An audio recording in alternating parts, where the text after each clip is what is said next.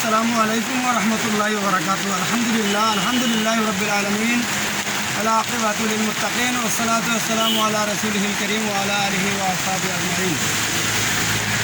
প্রিয় দিনদার ইমানদার মুত্তাকি ফরজগার ভাই বন্ধুগণ, আলহামদুলিল্লাহ রহমতের ঝড় বৃষ্টি হচ্ছে। আপনাদেরকে ভিডিও দিচ্ছি, এখানে একটা কথা বলে ফেলি, ইনশাল্লাহ আপনারা আমল করার চেষ্টা করবেন। আমরা যখন ইমাম সাহেবের সাথে সালাত আদায় করি, আমরা যাদের এক রাকাত দুই রাকাত ছুটে যায়, ইমাম সাহেব সালাম ফিরানোর পরে আমরা বাকি যে ছুটে যাওয়া রাকাত আদায় করি। এখানে অনেক সময় দেখা যায় ইমাম সাহেব একদিকে সালাম ফিরিয়েছেন আর সাথে সাথে আমরা উঠে যাই আমাদের ছুটে যাওয়া রাকাত পড়ার জন্য। জি ভাই, এটা খেয়াল করবেন, আপনার ছুটে যাওয়া রাকাত এটা একান্ত আপনার রাকাত।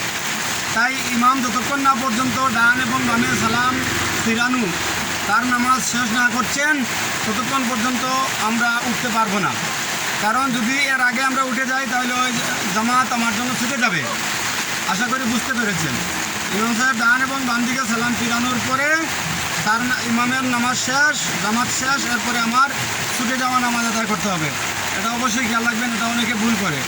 ইমাম সাহেব একদিকে সালাম ফিরানোর সাথে সাথে অথবা দ্বিতীয় দিকে এখনও সালাম ফিরান নাই, এই অবস্থায় আমরা ছুটে যাওয়া নামাজগুলি আদায় করার জন্য অনেক দাঁড়িয়ে যাই।